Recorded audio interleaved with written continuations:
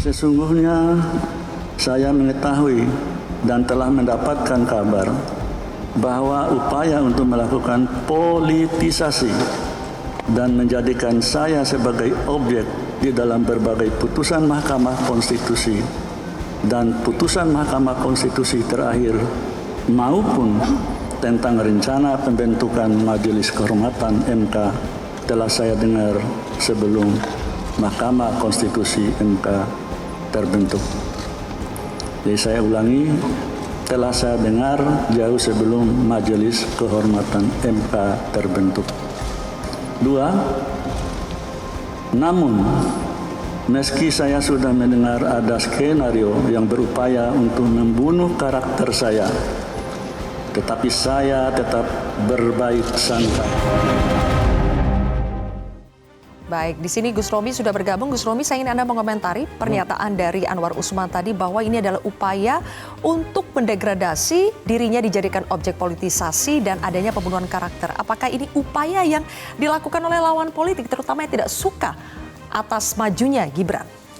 Sebenarnya bukan upaya lawan politik ya. Kalau saya melihat apa yang disampaikan oleh Pak Anwar Usman ini kan konsekuensi dari mengikuti permainan di tubir jurang. Saya pernah menyampaikan bahwa ciri khas permainan politik Pak Jokowi itu dua. Bermain di tubir jurang dan yang kedua sen kanan belok kiri.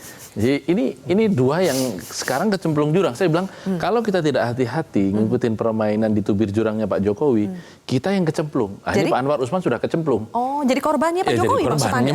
Nyemplung. Meskipun jurangnya nggak dalam karena masih hakim. Kalau kemudian dipecat sebagai hakim seperti pasal 41 Undang-Undang Mahkamah Konstitusi, masih ipar dan masih hakim, benar itu.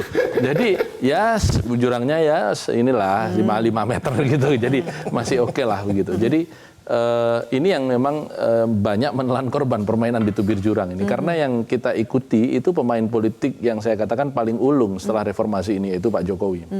Yang kedua, apa yang disampaikan Pak Anwar tentu sebagai sebuah bentuk pembelaan diri. Tetapi kan yang menuntut bukan soal lawan politik. Yang lebih banyak bersuara itu kan kelompok masyarakat sipil, pejuang pro-demokrasi, budayawan, kelompok-kelompok intelektual, begitu. Jadi sama sekali lawan politik menggunakan atau mengkapitalisasi itu ya berbarengan saja. Artinya ini adalah common sense. Selalu saya katakan di dalam kesempatan di Metro TV juga bahwa ini adalah nalar waras yang digunakan. Karena memang ada prinsip hukum utama yang dilanggar, yaitu nemo iudex in causa sua itu, pasal 17 Undang-Undang Kekuasaan Kehakiman. Bang Romi menyebutnya ini adalah permainan politik dari Pak Jokowi sebagai salah satu politikus yang ulung sekali di negeri ini saat ini. Jelajahi cara baru mendapatkan informasi. Download Metro TV Extend sekarang.